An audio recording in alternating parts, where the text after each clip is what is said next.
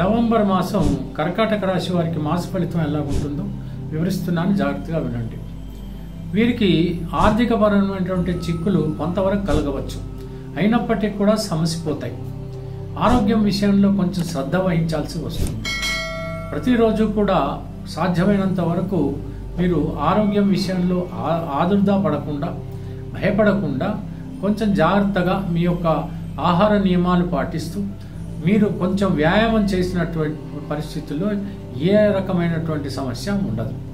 ఇకపోతే నూతనంగా వ్యాపారాలు ప్రారంభిస్తున్నప్పుడు మాత్రం అన్ని రకాలుగా చూసుకుని ముందు వెనక ఒకవేళ భాగస్వాములు కూడా కలిసినప్పుడు వాళ్ళ విషయంలో కూడా ఒక రకమైనటువంటి ఎంక్వైరీస్ చేసుకుని మీరు కలుపుకొని ఆ తర్వాత అర్థవంతమైనటువంటి వ్యాపారాలని మీరు ప్రారంభించండి.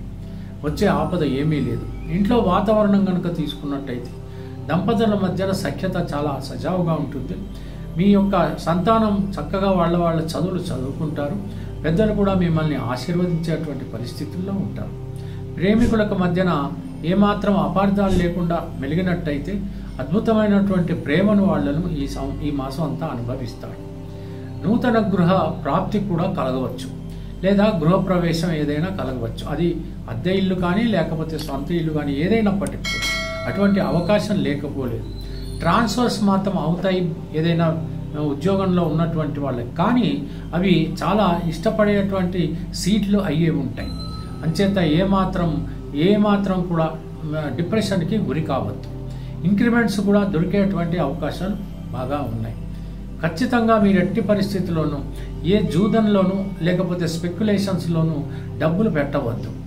ఆ రకంగా మీరు చేసినట్టయితే మీరు పోగొట్టుకునేటువంటి అవకాశాలు మీకు లభిస్తాయి. పెద్దలను గౌరవించడానికి ప్రయత్నించండి, గురువులను గౌరవించండి, ఆ భగవంతుడిని ప్రార్థించండి. ఎవరికైనా సరే వివాహం కానటువంటి వాళ్ళు మీరు ప్రయత్నాలు ప్రారంభించండి. త్వరితగతిన వివాహాలు జరిగేటువంటి అవకాశాలు కూడా ఉన్నాయి.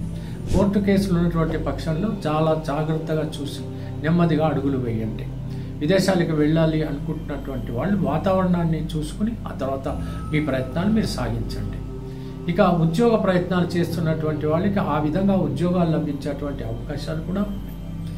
ఇకపోతే ఏదైనా దూర ప్రయాణాలు చేస్తున్నప్పుడు మాత్రం కొంచెం గాయపడకుండా మీ జాగ్రత్తల్లో మీరు ఉండండి. ఓవర్ కాన్ఫిడెంట్గా ఉండకండి. విందు వినోదాల్లో శుభకార్యాల్లో పాల్గొంటారు. ఈ రకమైనటువంటి మాసాన్ని మీరు అద్భుతంగా ఆనందంగా అనుభవించండి. సెలవు.